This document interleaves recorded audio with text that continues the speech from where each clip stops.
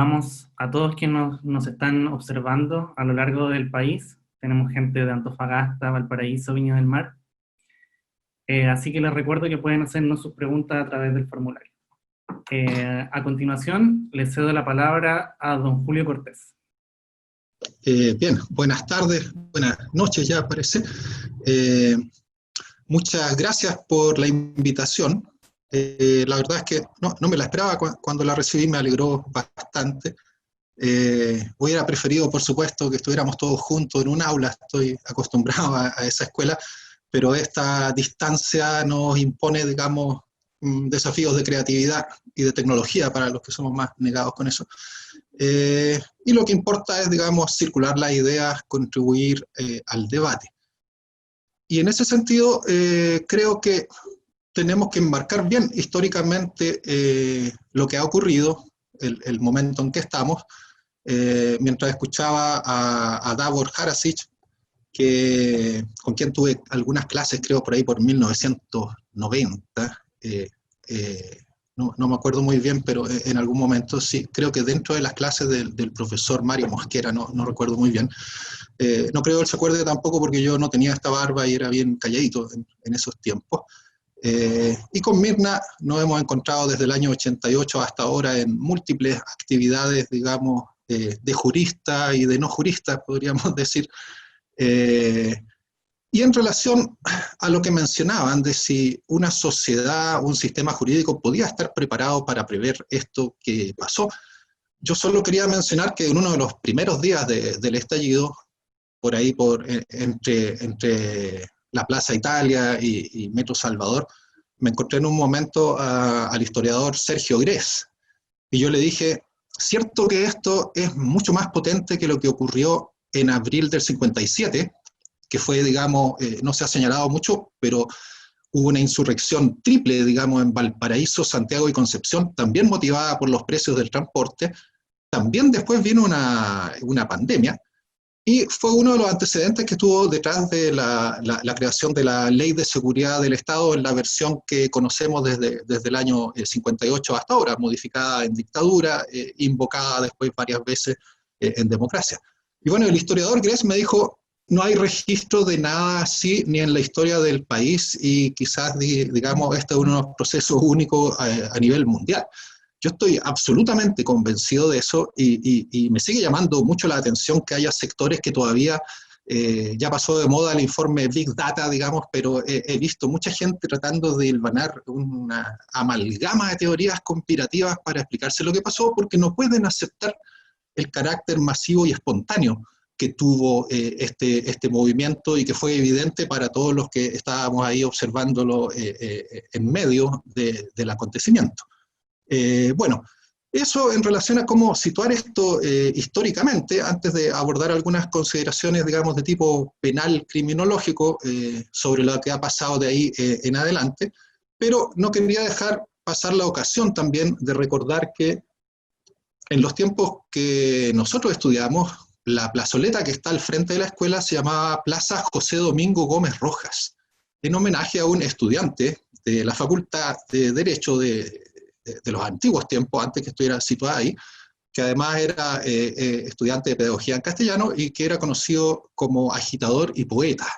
Era una especie de anarquista místico que había tenido, digamos, una vinculación evangélica y que escribió un único libro en su vida, Rebeldías Líricas, y por ser uno de los principales oradores, de los más fogosos, digamos, lo llamaban el poeta cohete en esos años, cuando se vino la represión contra el tremendo movimiento social que hubo ahí en 1920, haciendo gala de un pseudo-patriotismo belicista con los países vecinos del norte, echándole la culpa a los estudiantes y a los anarquistas de todas las desgracias del país. Detuvieron como a 1000 personas y al poeta cohete, estudiante de Derecho Gómez Rojas, lo hicieron enloquecer en la cárcel pública y finalmente murió en el manicomio el 29 de septiembre de 1920. Se van a cumplir 100 años y la piedra que homenajeaba al poeta frente a nuestra escuela ya no existe desde hace varios años porque creo que alguna vez investigué y decía que cuando le habían cambiado el nombre a Juan Pablo II se llevaron para algún lugar que nadie se veía muy bien, donde estaba este homenaje a alguien que creo que nosotros tenemos que seguir homenajeando y que afortunadamente la Universidad Diego Portales acaba de sacar hace unos meses, por primera vez editado, digamos, en nuestros tiempos, una antología llamada Rebeldías Líricas, donde se explica bien al inicio, digamos, cuál fue en la corta vida de José Domingo todo lo que alcanzó a hacer, que era, digamos, bastante impresionante. Bueno, con eso ya me quité yo mismo unos 5 minutos, pero no importa porque es la exposición final, ya hartas ideas se han vertido, y si me resulta esto, nunca se sabe, quiero compartir una presentación. Muchas veces me ha pasado que cuando se trata de abordar la cuestión de criminalización de la protesta, la tendencia de mucha gente es, obviamente, nadie tiene la obligación de tener una mirada criminológica de toda la realidad, por más que la cuestión criminal sigue siendo uno de los elementos centrales de nuestra convivencia, precisamente porque a través del combate a la delincuencia, y eso es algo bastante claro desde el 90 en adelante,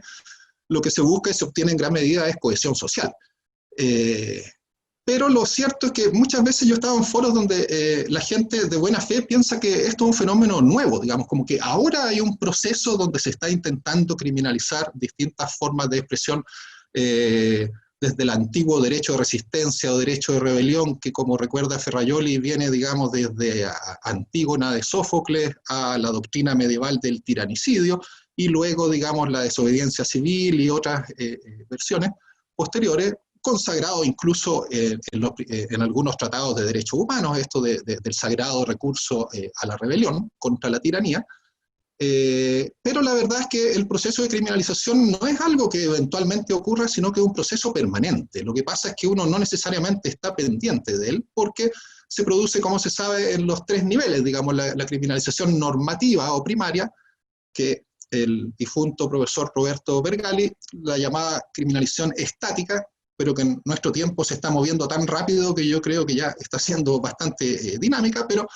es la forma de criminalización que se da, digamos, entre el Ejecutivo y el Congreso, más la incidencia legislativa de varias fundaciones. Yo diría que más que Paz Ciudadana en estos tiempos es la Fundación Jaime Guzmán, la que he visto en el Congreso con mayor incidencia. Los organismos autónomos de derechos humanos tratan de hacer lo suyo, en fin, y eso es lo que genera la legislación represiva.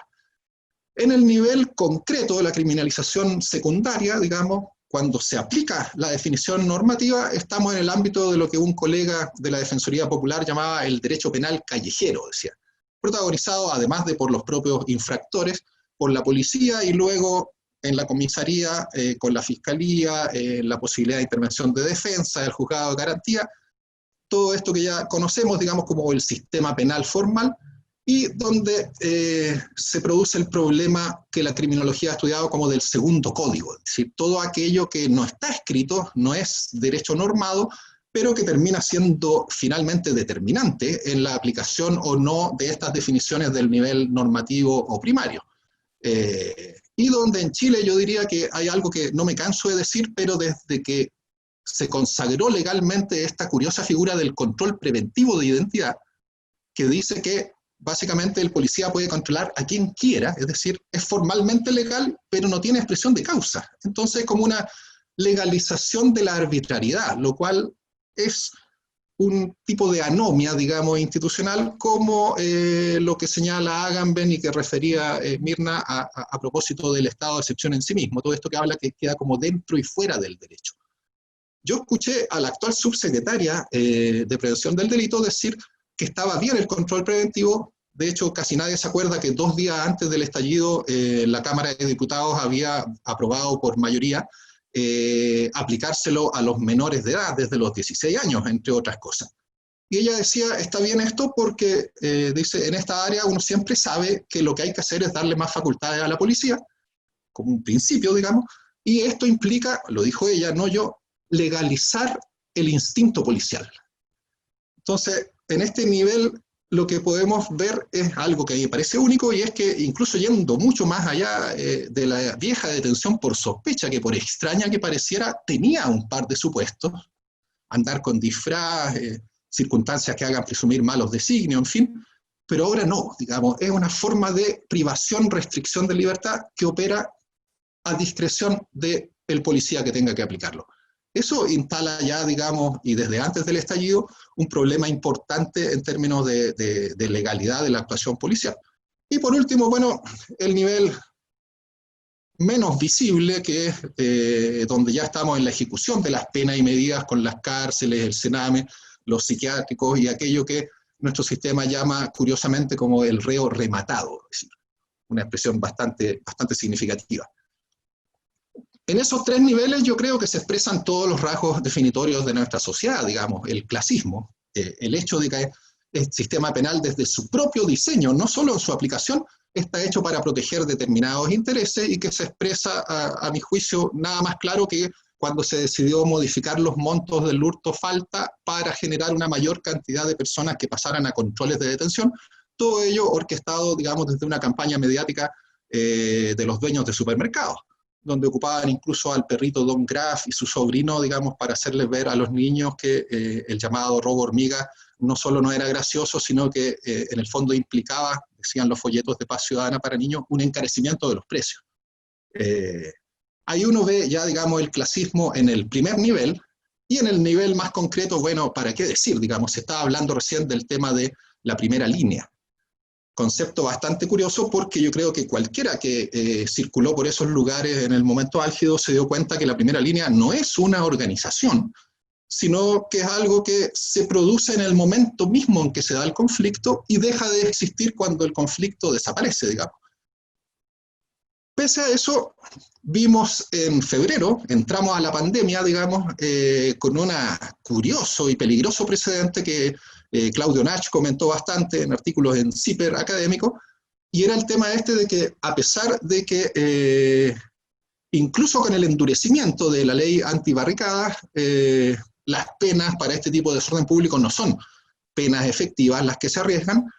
pero así todo y por presión del querellante Ministerio del Interior, no de la Fiscalía en principio, la Corte de Apelaciones terminó diciendo que a pesar de que no arriesgaban una pena efectiva, había que aplicar prisión preventiva por el contexto que vivía el país. Y en ese nivel, digamos, podemos contrastar con lo que pasó hace muy poco, que yo todavía no me explico muy bien porque el Ministerio Público formalizó a 2 personas de este grupo de choque conocido como La Vanguardia. La Vanguardia que tiene líderes, tiene financiamiento, tiene reclutamiento. De hecho, el nombre Vanguardia era una de las opciones, podía elegir entre Vanguardia o Hawker Hunter, se conocieron unas fichas que distribuían. Bueno, ese grupo que sí existe y que, como dijo el fiscal, se organiza para acometer en contra de las personas, ahí no se aplicó prisión preventiva, y es lo que me parece curioso, y me gustaría preguntarle a la Fiscalía, digamos, la razón de esto, porque si bien es bastante obvio que por solo lesiones leves y amenazas no procede, no se arriesga una pena efectiva, en los argumentos se habló de que esto era una organización. Y mi duda es, ¿y por qué a ellos no se les formaliza entonces por asociación ilícita o por los grupos de combate de la Ley de Seguridad del Estado, que están contemplados ahí? Pero no, en ese caso se hace también una diferenciación en el nivel de la criminalización secundaria, y para qué decir en el nivel terciario ya de ejecución de las medidas, donde hay todo un archipiélago carcelario en Chile, donde podemos encontrarnos con cárceles especiales para genocidas, la actual Capitán Llaver para delincuentes de cuello blanco, por ejemplo los chicos Penta, Nano Calderón cumpliendo prisión preventiva en una clínica privada, y el otro tema que a mí me inquieta bastante, y es que si ya en el 2005 tuvimos la sentencia de la Corte en el caso Palamara, que nos advirtió, digamos, contra todos los excesos del uso de la justicia militar, costó un mundo y varias reformas legales, terminando con la nueva ley de tortura del año de noviembre de 2016, decir que la tortura cometida o los apremios cometidos por carabineros no son delitos militares y tienen que ser juzgados en la justicia ordinaria, pero, y esto es bien curioso, subsiste esta disposición del Código de Justicia Militar que se le aplicó al teniente Crespo, que se ha aplicado también en el caso Catrillanca, donde incluso después de haber sido dados de baja, tienen derecho, digamos, a un recinto especial, con lo cual, y esto me parece a mí que es criminológicamente relevante, digamos, el miedo a la cárcel que todos los ciudadanos tienen, no lo tienen los funcionarios encargados de hacer cumplir la ley, porque saben que en el peor caso va a haber, digamos, un tratamiento diferenciado que va a implicar no enviarlos a una cárcel propiamente tal, sino mantenerlos en sus lugares de trabajo, digamos, son recintos dentro de comisaría. Todos estos niveles están siendo bastante dinámicos hoy en día y como respuesta frente a la rebelión de octubre, a la pandemia, y es interesante comprobar que, me acuerdo con Mirna hacíamos hace algunos años actividades sobre la ley Hinz-Peter, que era una ley altamente resistida, y lo curioso es que sin necesidad de haberse aprobado, porque finalmente no prosperó, gran parte de su contenido se ha ido plasmando en otras reformas legislativas, como la de la ley de control de armas, como el control preventivo y como finalmente la ley antibarricadas. Y aquí viene un fenómeno que a Mirna se lo he escuchado desarrollar bien, esta idea de la normalización de la excepción, digamos. Y esto es un proceso que también, lejos de ser una cuestión actual, es de larga data, digamos. Hay todo un proceso de endurecimiento de una legislación penal de excepción que tiene varios momentos donde podemos ver que hoy en día, a nivel, digamos, de las normas que se invocan para criminalizar al movimiento social, nos vamos a encontrar con disposiciones del viejo Código Penal, a la Ley de Seguridad del Estado del 58, la Ley de Control de Armas, modificada tanto por la dictadura como después por el gobierno de Lagos y el segundo gobierno de Bachelet, y la ley antiterrorista en las tres principales versiones que ha tenido, 84, 91, 2010. Y finalmente tenemos ahora, digamos, la ley antibarricadas, que sanciona nuevas variedades de desorden público, incluyendo incluso este fenómeno del que baila pasa, y las modificaciones del curioso artículo 318 del Código Penal, que es una norma penal en blanco que curiosamente se complementa con resoluciones exentas de la autoridad sanitaria para poder completar un tipo penal bastante dudoso que acaba de endurecerse también. Y todo esto nos lleva a otro problema, que es, porque este es, digamos, el marco normativo.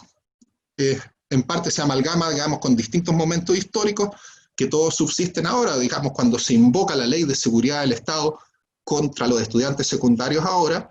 se siente un cierto escalofrío porque, sin ir más lejos, al propio Gómez Rojas le aplicaron la versión de ese momento de la ley de seguridad interior del Estado para aislarlo, separarlo del resto de los presos y finalmente causarle la muerte en prisión. Entonces, claro, hay décadas de historia atrás cada cuerpo normativo que se invoca ahora y además se va logrando modificar una serie de iniciativas que antes nunca prosperaron mucho. Bastó, digamos, un poquito de insurrección a nivel nacional para apurar todas estas agendas mucho más que un montón de informes de expertos o asesores legislativos.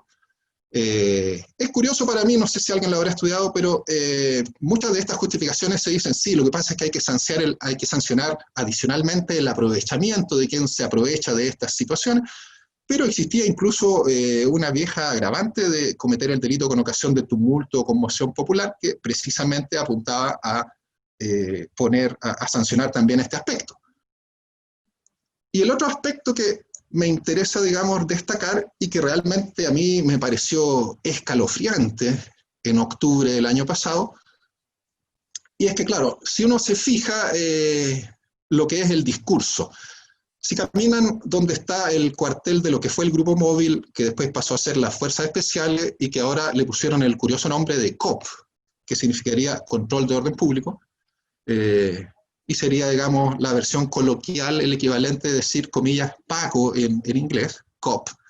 En su cuartel de la calle San Isidro hay un monolito afuera donde sale su lema y dice, a la violencia, al desorden, la fuerza del orden legal. Es un lema muy interesante porque nos habla de que para que la reacción estatal frente al desorden sea legítima, tiene que ajustarse perfectamente al orden legal. Y lo que tenemos en Chile es de partida el problema de que la regulación del uso de la fuerza no está hecha en normas de rango legal, sino en protocolos y órdenes generales de carabineros que ya se sabía y volvió a quedar ratificado cuando fue la acusación contra el exministro Chadwick de que en todo lo que es operativo, Carabineros sigue siendo autónomo y la autoridad civil no logra controlar esos aspectos. Cuando se discuten los protocolos, que la revisión de protocolos por parte de Carabineros fue un compromiso que se adoptó ante la Comisión Interamericana como garantía de no repetición del caso Lemun, que murió precisamente porque le dispararon un perdigón de plomo a la altura de la cabeza. Lo mató un par de días después. Entonces, la garantía de no repetición era ajustar estos protocolos, y se hizo en marzo del año pasado, pero si uno lee, gran parte de la regulación no está ahí, sino que se remite a normas técnicas que estarían en un manual de operaciones que, una vez más, por aplicación del sistema de justicia militar, es reservado. No se conoce ni siquiera en el Instituto Nacional de Derechos Humanos. Y entonces, en este marco, lo que digo que es escalofriante es lo que pasaba con la gente que infringía el toque de queda. Y me acuerdo que el profesor Baza, tempranamente, el 24 de octubre, dijo: lo que estamos viendo hoy en las calles es violencia estatal de facto, no tiene absolutamente ningún respaldo normativo. Y él se refería a esto porque decía: no hay un tipo penal de violación del toque de queda como algo específico, entonces lo único aplicable es el llamado desorden falta. Que no tiene una pena, no arriesga penas privativas de libertad, sino que una multa de una UTM. Entonces decía, las personas no debieran ser detenidas y menos debieran ser esposadas. Pero en todas esas primeras noches se veían imágenes de militares llevando gente, manteniéndolas, digamos,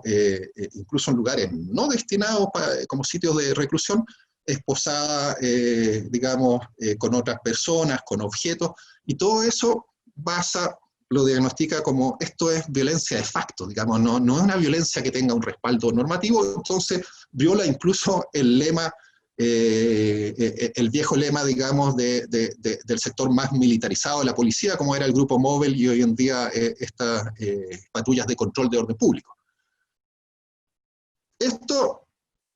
me parece a mí que, como alguna gente ha dicho, no es necesario pensar que lo que ocurrió a partir del 18 de octubre implicó abiertamente una dictadura, que es la tesis, digamos, que algunos sostienen, sino que habría que ver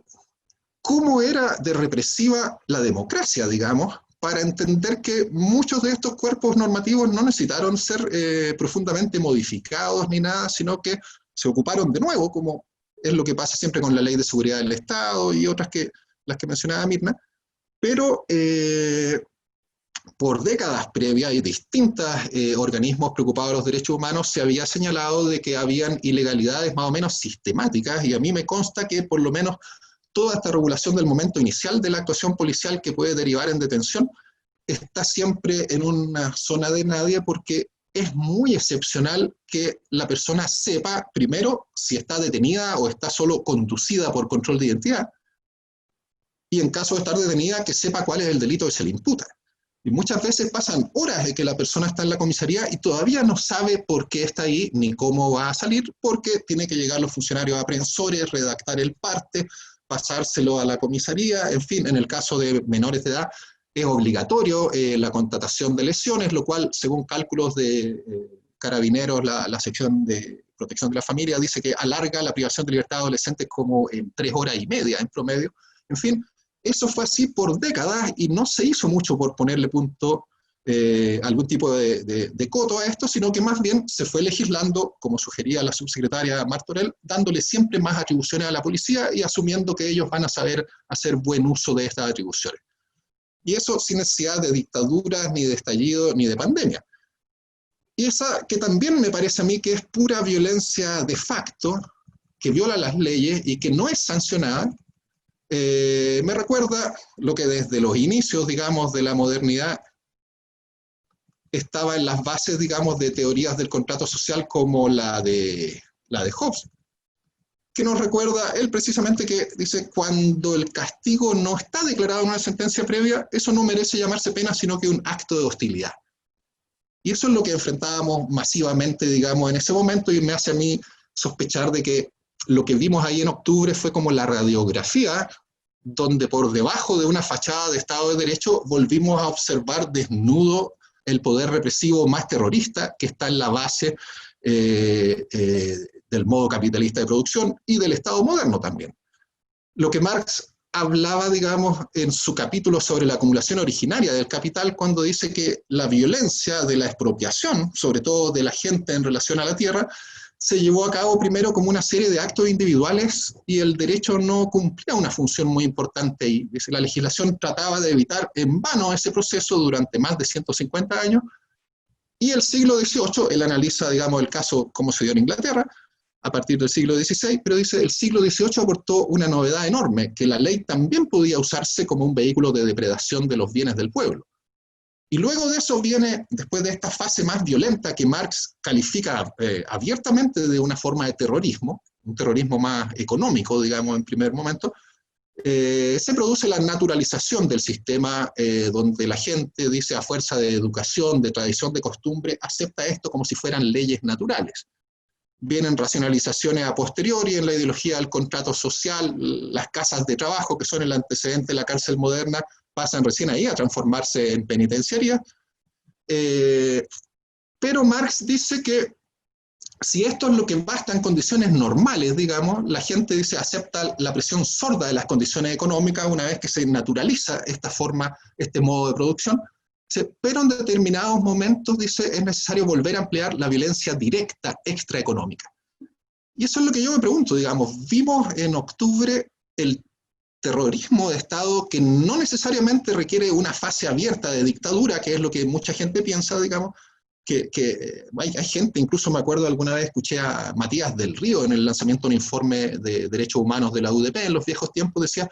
yo jamás pensé que era posible que hubiera violaciones de derechos humanos en democracia. Mucha gente cree eso, digamos. Pero la verdad es que son estos momentos donde pareciera que el nivel de trastocamiento de las relaciones sociales es tan fuerte que por debajo de esta máscara, digamos, de esta camisa de fuerza del Estado de Derecho, lo que vemos es esta violencia de facto que no tiene ningún respaldo normativo y que hasta el día de hoy no recibe una sanción muy fuerte. Lo que señalaba el profesor Harasic respecto del modestísimo índice de formalizaciones, que es un problema que también se ha enfrentado el INDH en su labor litigante, nos hace pensar de que esta anomia institucional, esta ambigüedad, digamos, del derecho, no es vista como algo grave, por lo menos por las élites, por quienes tienen el poder, digamos, de la criminalización primaria, sino que se acepta como algo de lo cual en este momento parece mejor no hablar. De hecho, algunos prefieren hablar de crisis antes que de estallido, o hacen énfasis en que, bueno, también hubo mucha violencia social a la cual había que reaccionar de algún modo, y empiezan discursos entre justificadores y negacionistas. Ahora, los efectos de la criminalización,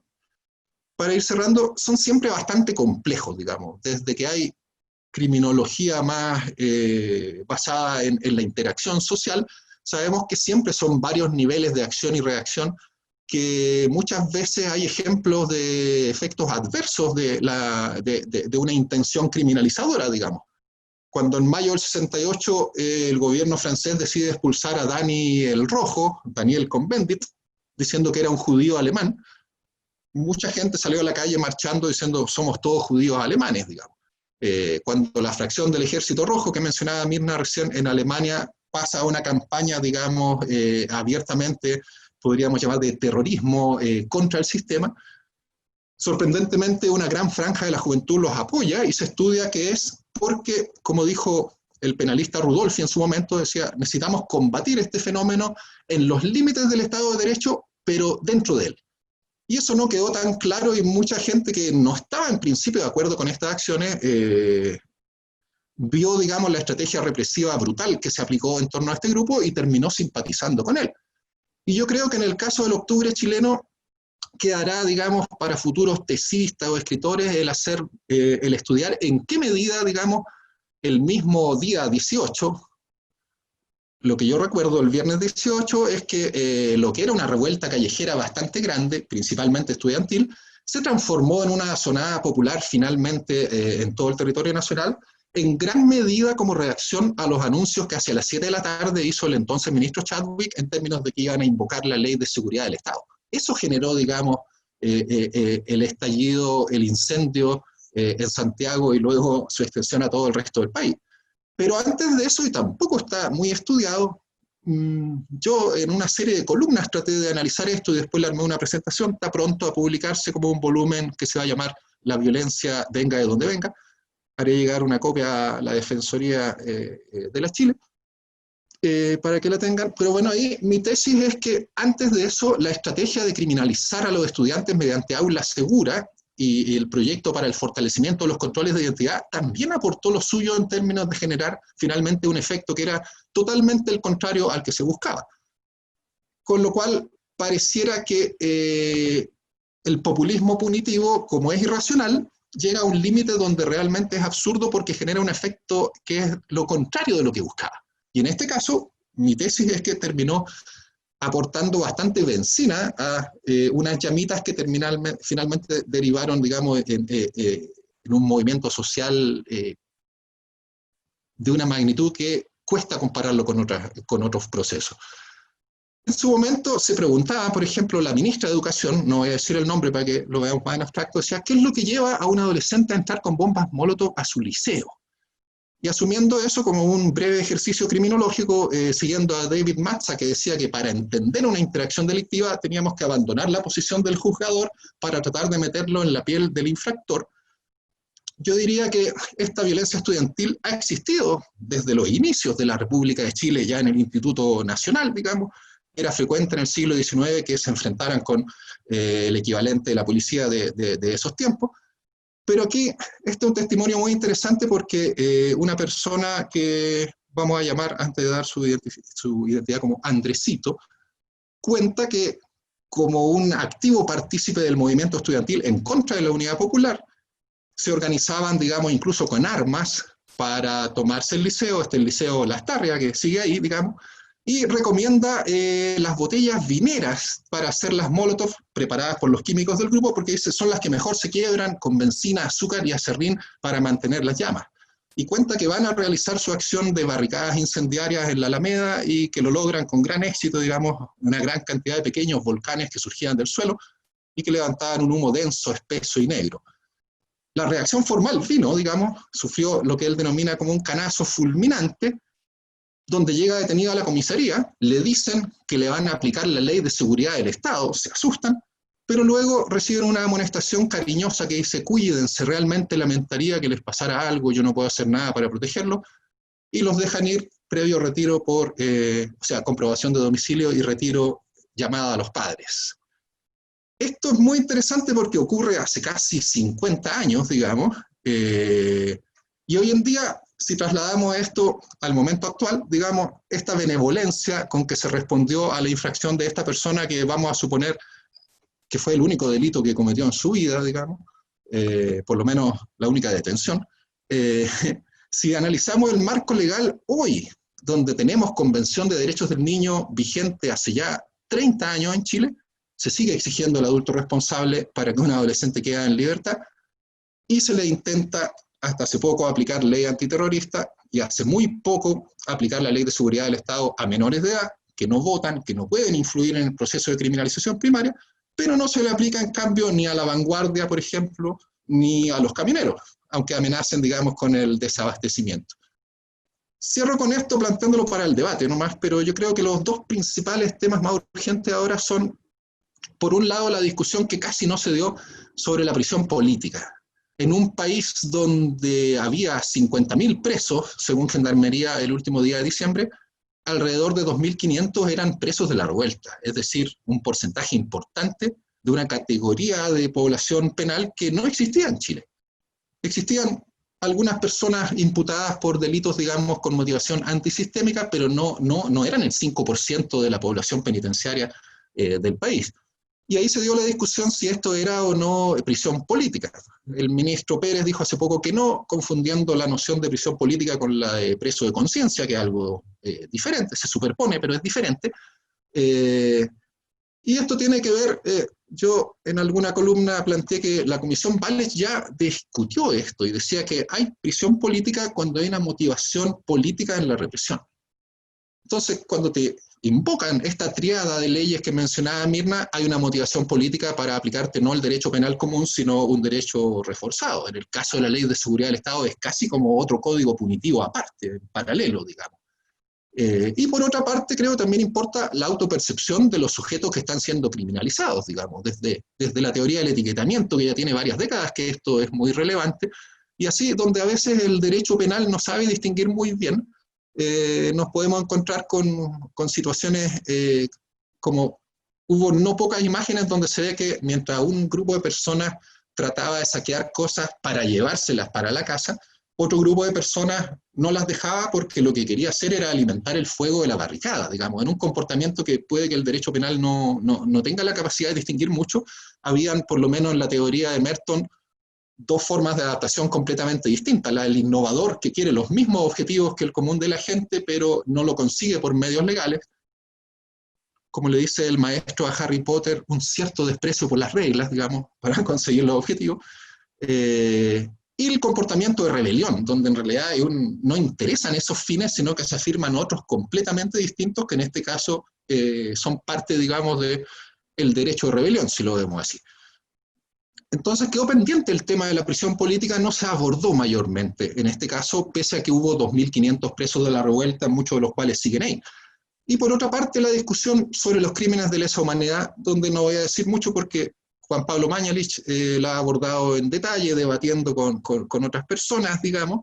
pero llama la atención en este caso lo de la calificación jurídica. Lo de Crespo va a ser muy importante en la medida que se sostenga, porque hasta hace poco muchos jueces decían que esto por ningún caso era un apremio ilegítimo, digamos. Tienen todavía la mentalidad de la tortura dictatorial, donde lo que se requiere es una cesión de tortura.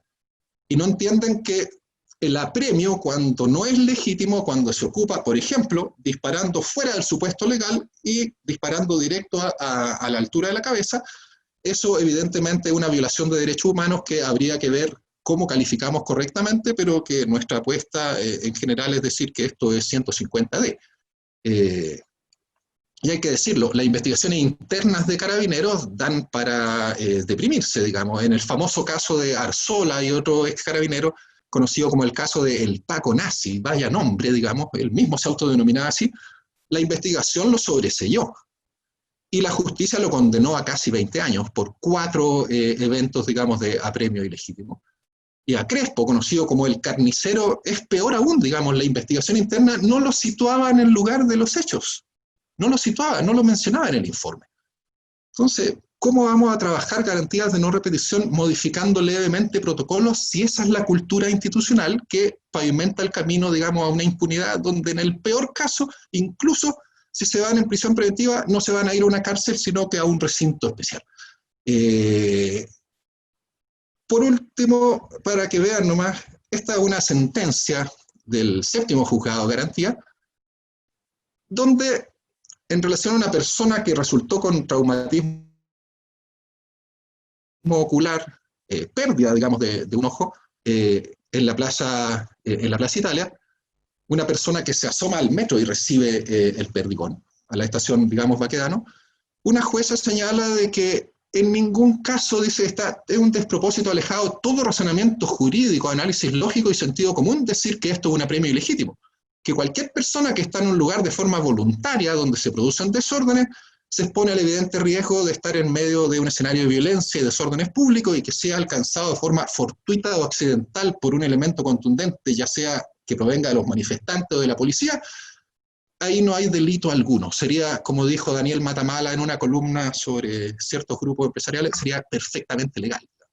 Y cierro con eso, digamos, es la cultura a la que nos estamos enfrentando, es una cultura que se resiste a morir, incluso en este momento donde tras un fuerte momento destituyente, se viene, digamos, la posibilidad de un momento constituyente, y donde, como vemos en esta imagen, se nos ha insistido mucho en señalarle incluso a los menores de edad cuáles son las consecuencias de su accionar ilegítimo. Este es uno de estos folletos dirigidos a niños de Paz Ciudadana en los 90, donde ahí le muestran de que si protestas con violencia te van a llevar detenido, digamos. Pero yo no veo el mismo esfuerzo en señalar qué es lo que le pasaría a los funcionarios en caso de que ellos, como funcionarios encargados de hacer cumplir la ley, sean los que en vez de dar eficacia al derecho, lo violen causando graves violaciones de derechos humanos que según la última estadística de último día de marzo del Ministerio Público, son 8.800 víctimas, de las cuales 6.600 señalan como institución que causó la agresión a Carabineros de Chile. Eso sería la exposición por ahora. Muchas gracias. Muchas gracias a los distintos expositores por habernos dado sus palabras.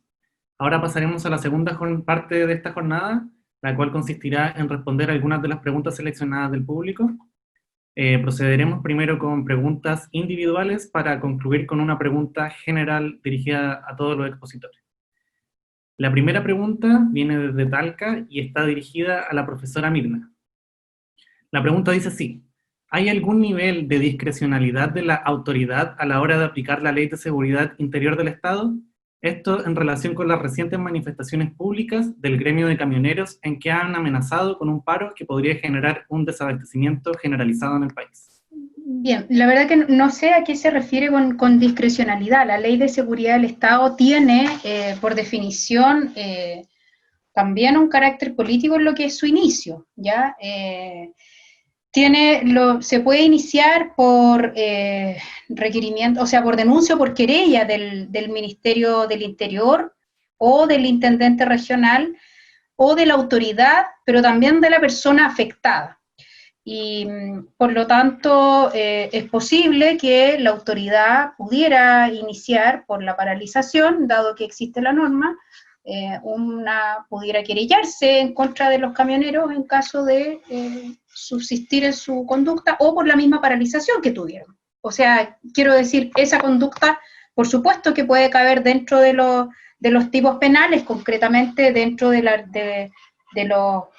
artículo 11, ¿no? Porque consiste en una interrupción o suspensión colectiva de un servicio de utilidad pública que dice relación con el transporte o del comercio y que se ha producido ilegalmente. Por lo tanto, a mi juicio, cabe dentro del artículo 11 y por lo tanto la autoridad podría hacerlo. La pregunta es, ¿por qué no lo hace? Digamos, ¿ya? Y en ese sentido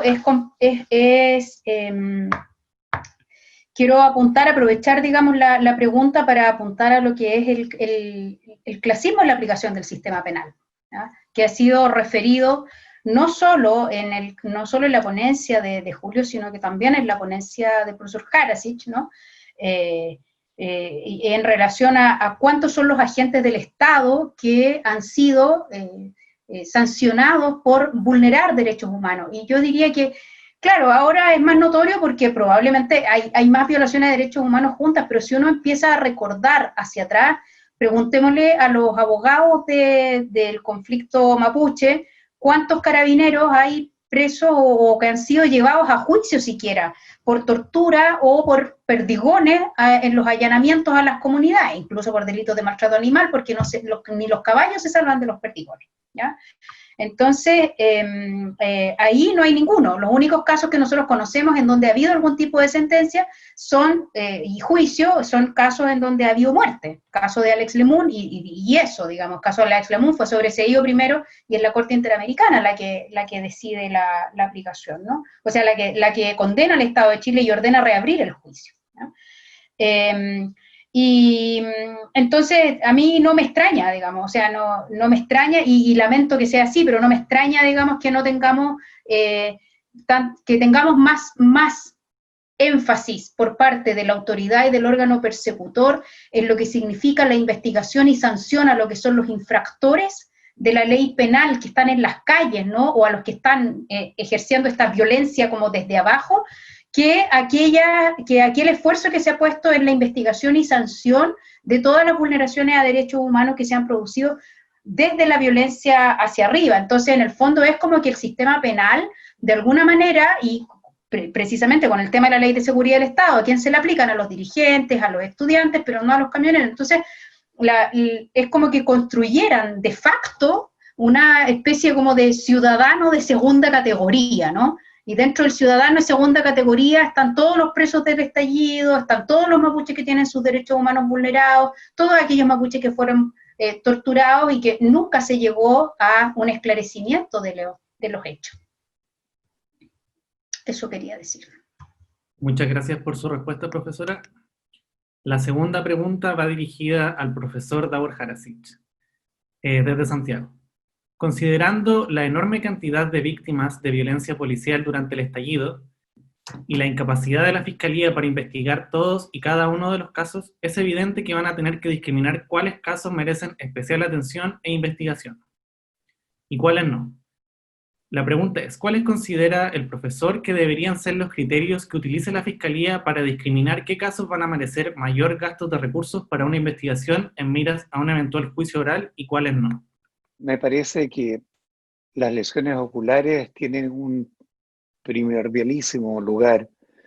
En segundo lugar están todas las lesiones que van de la cintura para arriba, porque en realidad eso indica no intención de reprimir la protesta, sino intención de dañar derechamente al que está participando en ella.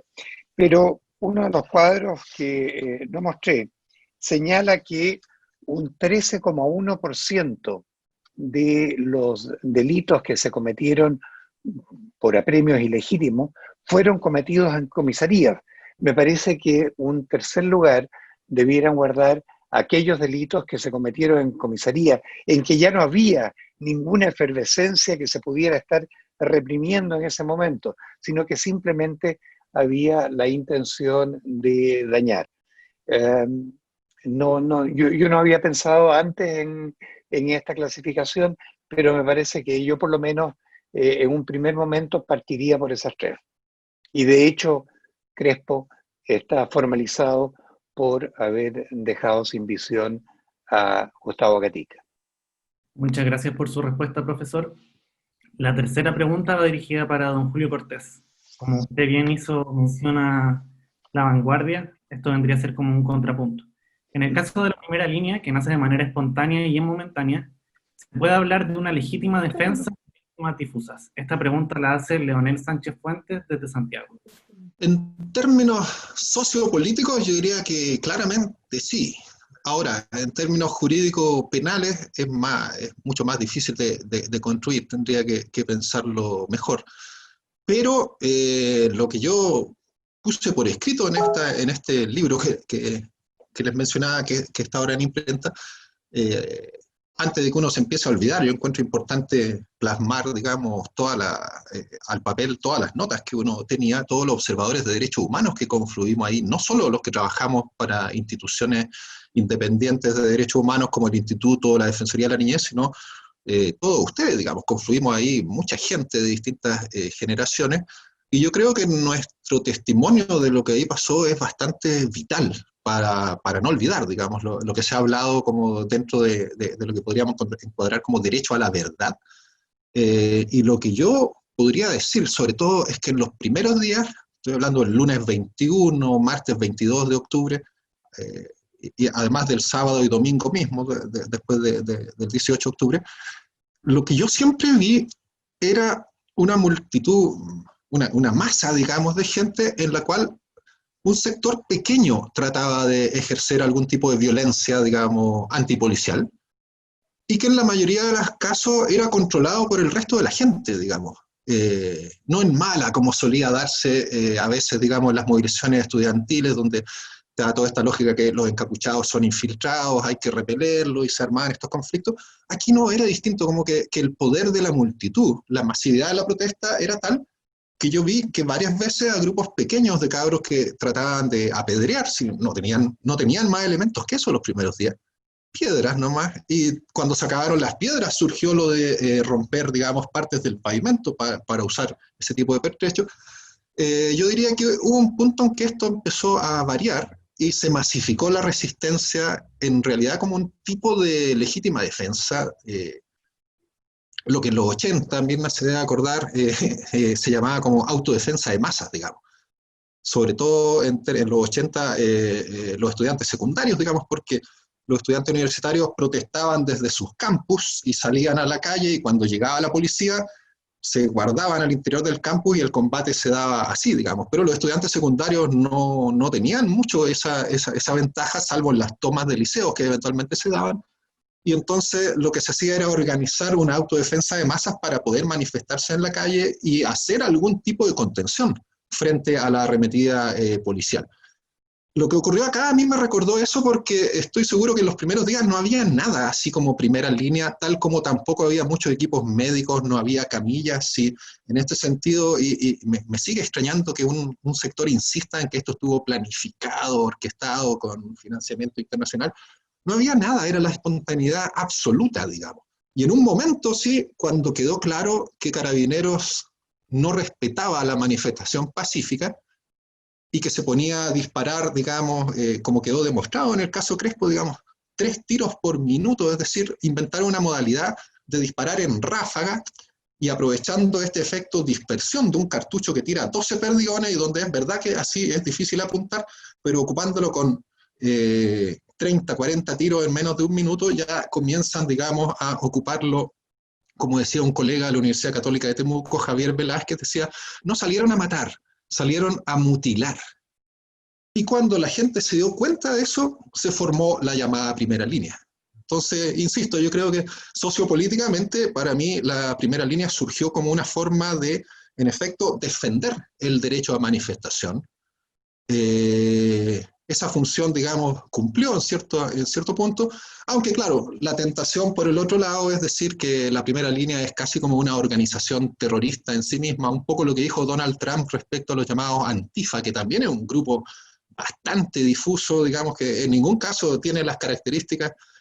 Supongo, Mirna, que ha trabajado mucho el tema, estará de acuerdo conmigo en que organizaciones así no tienen en ningún caso la potencialidad de constituir asociaciones ilícitas, ni mucho menos. En cambio, y eso sí es curioso, ligado a la primera pregunta, sí tiene esa capacidad los grupos de supuesta autodefensa que se armaron desde la extrema derecha, que en rigor no han tenido que defender ningún derecho a manifestación frente a la policía, por lo menos, sino que se han organizado con escudos, con distintos tipos de armas. Ellos dicen son medios defensivos, pero también incluye bastones retráctiles, uso de gas pimienta, para atacar personas que piensan distinto a ellos. Y esto es lo más curioso, con la complicidad evidente de una buena cantidad de funcionarios policiales que no solo los escoltaban, sino que hay varios videos que muestran que ante agresiones directas de personas que habrían ameritado como mínimo un control de identidad, no lo hicieron. Y es un poco parecido a lo que ocurrió en Victoria, Curacautín, que también está bajo investigación. Y yo creo que ahí hay un punto que tampoco se ha tocado mucho, y es que la nueva legislación sobre tortura contempla claramente la posibilidad de que tanto en tortura, 150A, como en apremios, 150D, puedan ser cometidos por particulares con aquiescencia de los funcionarios públicos. Yo creo que lo que le hicieron a Rafael Cavada estaba como en el límite de eso, pero no sé por qué ahí no existen, digamos, las querellas ni las formalizaciones, sino que se entiende que sería exagerado. No sé, la verdad no entiendo bien qué es lo que incide ahí en no querer ver que ese tipo de violencia puede complicar mucho la ecuación, sobre todo ahora que va a haber campaña electoral en las calles, digamos. Y tal como pasa en estos ámbitos, recuerdo una vez que por una golpiza en la cárcel de La Gonzalina, en la región de O'Higgins, donde estaban formalizados decenas de gendarmes, finalmente se llegó a un juicio abreviado. Todos quedaron con la hoja manchada, digamos, pero con una pena no de cumplimiento efectivo y sin suspensión tampoco del cargo, porque lo accesorio sigue la suerte de lo principal, se dijo. Entonces esa pena de suspensión tampoco podía aplicarse si no se aplicaba la pena principal. Y lo que después me decían algunos gendarmes de la cárcel era, bueno, la impresión que quedó acá es que podemos hacer lo que queramos porque no nos pasa nada. Yo diría que en relación a estos grupos, precisamente ocurrió esto, digamos, luego de que rechazaran la prisión preventiva de los 2 líderes más visibles de este grupo, en las redes sociales yo vi que la conclusión de ellos era, decía, bueno, entonces a seguir golpeando zurdos, no nos va a pasar nada. Y bueno, es bueno hacer esa comparación porque ahí sí hay una organización, ahí sí hay comportamientos que podrían incluso ser una forma de apremio por omisión por parte del funcionario público, pero no hay una reacción muy fuerte. En cambio, respecto a la primera línea, me acuerdo que hubo hasta titulares del Mercurio que decían, la primera línea todavía no es una línea investigativa del Ministerio Público como criminalidad organizada. Y o sea, bueno, es bastante obvio porque no es una organización, pero llegamos así a fines de febrero, principios de marzo, con una treintena de personas presas en prisión preventiva en Santiago 1, digamos, por un delito de desorden público, que era algo que yo jamás había visto. Muchas gracias por su respuesta. Ahora pasaremos a la pregunta dirigida a la generalidad de los expositores. Si la pueden responder en el mismo orden en que se ha dado hasta ahora la dinámica. La pregunta dice, reformar o refundar completamente a las policías. ¿Cómo hacernos cargo del uso desproporcionado de la fuerza, las violaciones a los derechos humanos, la falta de observancia de los protocolos? Profesora Mirna. Yo creo que hay que refundar completamente a las policías. Yo creo que estamos en la academia y hay que, por lo tanto, aquí no vamos a obligar a decir cuestiones políticamente correctas porque yo sé que se está hablando de reformas, ¿no? Pero en general yo creo que nosotros como país, una democracia y sobre todo que nosotros estamos a puertas de una nueva constitución, como país no necesitamos policías militarizadas, ¿ya? Entonces, por eso que la apuesta no es a simplemente establecer reformas, porque puede pasar lo mismo que ocurre con lo que dice, con lo que ha dicho Julio, ¿no? Que es que se vuelva a reproducir esta cultura institucional en donde la doctrina de seguridad nacional está impregnada hasta el tuétano, ¿ya? O sea, uno puede revisar, por ejemplo, las mallas curriculares de Carabineros, ¿sí? Y puede advertir que en ellas hay asignaturas de derechos humanos, etcétera, tienen un departamento de derechos humanos donde hay carabineros que han hecho esfuerzos, que están haciendo esfuerzos por llegar a su población, pero pareciera ser que cuando se llega a los carabineros, por ejemplo, de fuerzas especiales, o a carabineros que tienen un rol de mantenimiento del orden público, pareciera que nunca en la vida hubiesen pasado por una clase siquiera de derechos humanos, y aquí me voy a permitir citar lo que sucede, digamos, cuando los propios criminólogos se ven envueltos en una situación en donde puede apreciar por sí mismo, ¿no? Que a pesar de haber enseñado a carabineros cómo se trata a los adolescentes y cómo deben tratar a detenidos adolescentes, puede comprobar in situ y de facto, ¿no?, que nada de lo que enseñó en esa escuela de carabineros había surtido efecto, porque metieron a todos los chiquillos adentro de un carro policial, ¿no?, les lanzaron gases lacrimógenos dentro, etcétera, ¿no? Entonces, por eso que yo no creo en una reforma a las policías. Yo creo que tiene que haber una refundación. Necesitamos una policía civil, no necesitamos una policía militar. ¿Cómo enfrentamos las violaciones a derechos humanos? Yo creo que hay que tratar de... yo creo que hay que tratar de impregnar a la ciudadanía de una cultura de derechos humanos. Esto no es una cuestión que le compete solo a los estudiantes de Derecho, partiendo por el hecho de que el curso de Derechos Humanos es un curso lectivo, digamos, en nuestra malla curricular, ¿no? Pero hay que impregnar a la ciudadanía del respeto a los derechos humanos. Si ustedes revisan todos los Twitter, el Instagram, etcétera, por ejemplo, voy a traer a colación otra cosa, digamos, lo que ocurrió con el caso de la niña Ámbar, ¿no? O sea, la gente está pidiendo en las redes sociales restaurar la pena de muerte. Si usted tiene una ciudadanía que está pidiendo restaurar penas de muerte, castrar violadores, que está pidiendo que se encarcele a todas las personas, se prive de libertad a todas las personas que estaban en la primera línea, ¿no? Y que tilda de delincuentes a todas aquellas personas que han salido a manifestarse, tenemos bien poco que hacer en materia de derechos humanos. Entonces hay que cambiar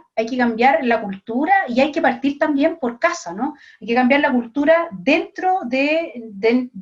la sociedad. Ahora, esto como un primer paso, porque en realidad tampoco es que yo sea demasiado optimista en relación a que esto va a dejar de producirse. Mire, lamentablemente nuestro modelo, más que cuando me dicen, mire, esto es una democracia autoritaria, en realidad... si me permiten, digamos, el punto, ¿no? En realidad yo creo que hablar de democracia autoritaria es una contradicción, porque las democracias no pueden ser autoritarias, ¿ya? Lo que a lo que estamos asistiendo hoy día es una especie como de régimen híbrido, ¿ya? Es lo que en historia o en ciencia política se llama un autoritarismo competitivo, que son regímenes que se caracterizan por haber sido elegidos democráticamente, pero que vulneran una o más reglas del juego democrático, y entre esas cometen violaciones a derechos humanos porque es la estabilidad o el mantenimiento del modelo o del orden político lo que se torna como objetivo prioritario. Y esto no es una cuestión que ocurre solamente en Chile, ¿ya? Esto ha ocurrido en otros países que han tenido democracias similares a la nuestra. Voy a citar, por ejemplo, el caso de Ecuador. Ecuador, ¿cómo respondió siendo democracia, ¿no? ¿Cómo ha respondido a su protesta social? Respondió igual con los delitos de terrorismo y de sabotaje, ¿ya? ¿Cómo ha respondido Honduras, por ejemplo? ¿Ya? ¿Cómo respondió Honduras al gobierno de Zelaya? Bueno, cuando se monta el golpe de Estado en contra de Zelaya, la forma en la que respondieron el poder hondureño fue mediante la represión y la violencia y la aplicación de las leyes más gravosas. Hay incluso unas leyes que pretenden privar de libertad a los periodistas que informan, ¿ya? Entonces, esto no es algo que ha ocurrido solamente en nuestro país, y en eso la invitación es a dejar de mirarnos internamente y mirar lo que está ocurriendo como detrás de los Andes, de la cordillera de los Andes, y mirarnos más a nivel regional, mirarnos más en conexión con esos otros países hermanos que están sufriendo cuestiones similares a las nuestras, ¿ya? Pensemos, por ejemplo, aquí mismo al lado, en Bolivia, lo que está pasando. También hubo allí, se acusó a Evo Morales de un golpe, de haber hecho fraude en las elecciones, cuestión que finalmente se comprobó que no fue así, pero finalmente sirvió para instaurar un gobierno, ¿no es cierto? Le dieron un golpe de Estado a Evo, un gobierno que ha respondido también utilizando el mismo tipo de violencia, ¿ya? Entonces, creo que la forma es impregnar a la ciudadanía en general de la cultura de los derechos humanos, tratar de convencer primero, porque no hay nada peor que una ciudadanía que está solicitando al legislador, ¿no es cierto?, que aplique penas bárbaras y que siga aumentando el modelo técnico punitivo, porque finalmente todos los que estudiamos derecho penal y que hablamos del derecho penal de garantías o de la forma racional de enfrentar los conflictos sociales que llamamos delitos, ¿no? Porque todo delito envuelve un conflicto social en general, ¿no? Nosotros quedamos como predicando en el desierto y aparecemos casi como los locos, digamos, cuando toda la ciudadanía está pidiendo otra cosa, ¿no? Entonces, nosotros tenemos que impregnar a la ciudadanía de la cultura y los derechos humanos, pero al mismo tiempo también ser capaces de mirarnos en el contexto regional. Nosotros somos una región, somos Latinoamérica, y nosotros tenemos que tener nuestras propias respuestas a nuestros propios modelos y a nuestras propias democracias, y tenemos que tener nuestras propias leyes penales sin tanta copia de los europeos, ¿no? Tenemos que ser capaces de producir nuestra propia ciencia penal en ese sentido. Muchas gracias. Profesor Harasic. A ver, yo quisiera estar de acuerdo con Mirna en la respuesta a la primera pregunta. Creo que el responder que lo que hay que hacer es refundar es casi como obvio y es muy extraño no pensarlo. Pero yo creo que si nos planteamos qué es lo que hay que hacer, refundar o reformar, tenemos que distinguir a lo menos entre dos momentos. El momento actual, en que no hay ninguna posibilidad de reformar ni de refundar. O sea, no pensemos que este gobierno vaya a refundar ni reformar Carabineros, porque lo han respaldado desde el Ministerio del Interior. Tanto es así que Rosa sigue en el cargo. O sea, por mucho menos cosas, un director general de Carabineros habría salido. Por lo tanto, yo creo que hay un primer momento en que debemos recordar lo que pasó con la Corte Suprema de la dictadura. Lo que pasó con la Corte Suprema de la dictadura fue que cuando vino la democracia, o por lo menos terminó el gobierno militar, para no ponernos en conceptos ambiguos, ¿no es cierto? Cuando terminó el gobierno militar, siguió la misma Corte Suprema y siguió con las mismas malas prácticas que venían desde la dictadura. Pero bastó que se aprobara la acusación constitucional contra Cereceda y que con él salieran dos más, que no es necesario nombrar, para que esa Corte Suprema cambiara. Por lo tanto, yo creo que ¿qué es lo que hay que hacer en este primer momento? En este primer momento hay que hacer lo que está haciendo la Defensoría Jurídica de la Universidad de Chile respecto de refundar o reformar. Todos aquellos casos en que claramente hay funcionarios públicos comprometidos en atropellos de derechos humanos, hay que perseguirlos con toda la fuerza que se pueda. Y olvidé, entre paréntesis, cuando contesté la primera pregunta, desde luego los homicidios y las agresiones sexuales tienen que estar seleccionadas por la Defensoría. Pero creo que en un primer momento, por el Ministerio Público, creo que en un primer momento, que es el momento desde ahora hasta que tengamos el proceso constituyente o esté funcionando la Asamblea Constituyente, que confío en que sí lo estará, ¿no es cierto? Lo que tenemos que hacer es no aceptar esas situaciones dentro de la cosa reducida y dentro de todos los problemas que este sistema tiene. Y después de eso, no me cabe la menor duda que ni siquiera se va a pensar en refundar, sino que organismos policiales surgidos a la luz de la nueva Constitución son absolutamente incompatibles con una policía militarizada como la actual. ¿Cómo hacernos cargo? Cada uno desde su trinchera. Los que están en el derecho penal analizando, como lo ha hecho Julio y como lo ha hecho Mirna, las normas que debieran ser modificadas, las normas que son aberrantes desde un Estado de Derecho democrático, los que estamos en el ejercicio de la profesión, trabajando en la profesión, las universidades dedicadas a crear conciencia en torno a los temas, porque este no es un problema que sea unívoco. Tal como lo dijo Mirna, frente a ciertos casos,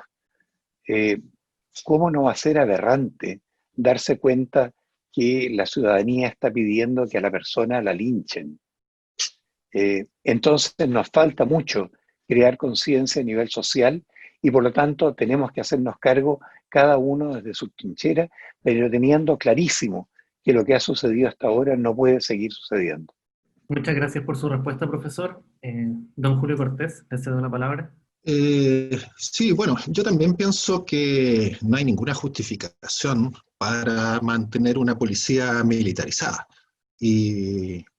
suena raro decirlo. Decir eso en Chile es casi como decir que quieres abolir el sistema penal. Es algo que es como inimaginable para mucha gente. Porque claro, como se domina a través del miedo,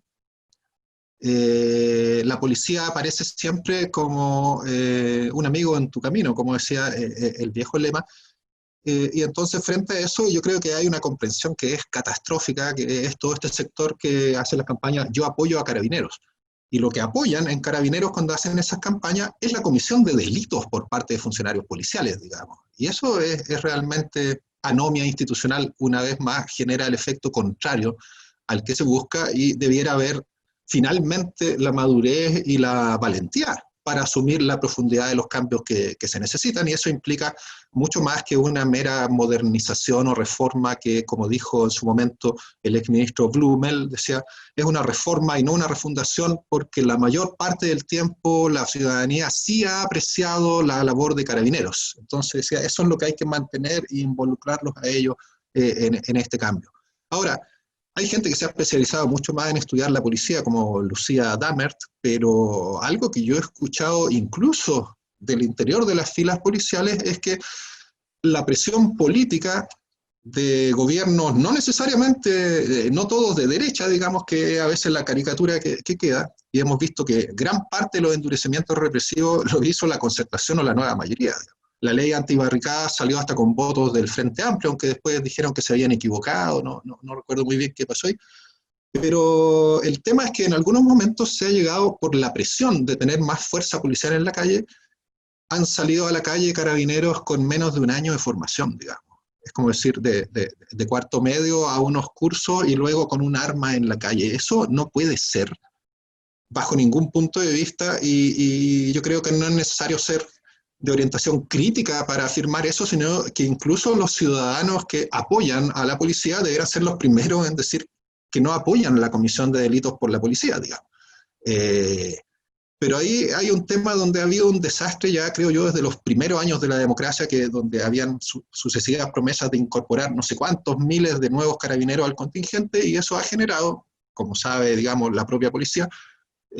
muchos carabineros involucrados en comisión de ilícitos, y no solo, digamos, en estos que nos resultan más visibles a nosotros por el contexto del estallido, sino que a todo nivel, en distintos, digamos, ámbitos. Entonces, claro, estamos en un punto donde uno legítimamente puede plantearse si esta policía nos da más seguridad o inseguridad, digamos. Y considerando la violación masiva de derechos humanos que hubo a partir de octubre, yo definitivamente creo que si es que va a haber un momento constituyente donde se pueda discutir todo eso, yo creo que una de las principales demandas destituyentes sería, digamos, terminar con esta policía militarizada, que ninguna reforma ni modificación de normativa parcial ha logrado, digamos, hacer cambiar en su ADN, digamos. Y eso es una cuestión que es importante tenerlo en cuenta, porque yo recuerdo, y alguna vez escribí sobre el tema de que cuando fue el primer gobierno de Piñera, en la primera gran marcha estudiantil que hubo, cuando apareció la policía a reprimir, las fuerzas especiales, me acuerdo que mucha gente les decía, esta es la policía fascista del gobierno de Piñera. Y yo decía, no, esta es la misma policía de los 80, de los 90, del 2000, del 2010 y algo, es la misma. Lo único que ha cambiado es que están más equipados, pero los procedimientos, la actitud frente a la manifestación, digamos, esta zona de nadie donde te toman y varias horas después todavía no sabes si estás detenido o en control de identidad, eso nunca cambió. Y no es algo que se haya incrementado solo porque ahora los gobiernos son de derecha. Yo creo que en eso hay que ser bastante serio, tal como también hay que asumir que la Fundación Paz Ciudadana nunca fue una institución exclusivamente de derecha, sino que expresaba el nuevo consenso de la democracia de los acuerdos, y por algo estaban desde Sergio Vitar, Mónica Jiménez de la Jara y Nemesio Antúnez, hasta los Edwards y personeros más ligados a la derecha. Y eso es lo que yo creo que hay que desmontar, digamos, no solo una institucionalidad que permite el accionar de una policía disparando contra su propio pueblo, sino que toda esta cultura que ya, yo creo ya ni siquiera es populismo punitivo, porque el populismo se dice que hasta tiene algunas acepciones positivas, es demagogia del castigo. Y entonces, claro, uno estaría tentado a decir, bueno, quizás también ocurre que cada sociedad tiene la policía que se merece, pero yo creo que en este nuevo Chile, en este nuevo contexto que se abrió,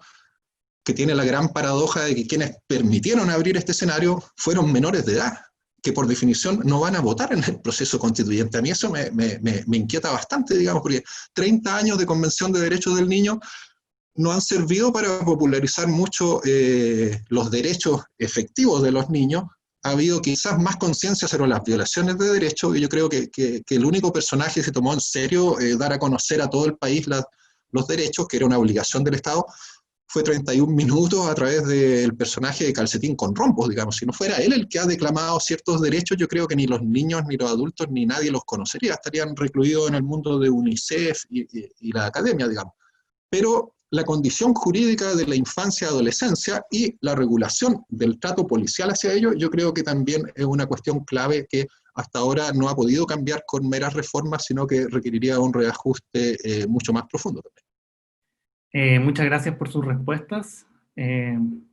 Con esto ya estamos llegando al final de la jornada. Estamos muy contentos por cómo se desarrolló esta. Aprovecho de agradecerle a todos nuestros expositores, a todas las personas que nos acompañaron mediante Zoom, mediante Facebook. Paso a dejarlos invitados para la jornada del día viernes, que será una doble jornada. Dicho día lleva por título Género y Proceso Penal. En esta jornada se desarrollarán 2 mesas. La primera llevará por título Género y Acceso a la Justicia, mientras que la segunda tiene por nombre La prueba en procesos penales por violencia de género. Aprovecho de recordarles que nos sigan en nuestras distintas redes de Facebook, Instagram, Twitter. Y sin nada más que decir, le agradezco nuevamente a nuestros expositores y a todos quienes nos acompañaron.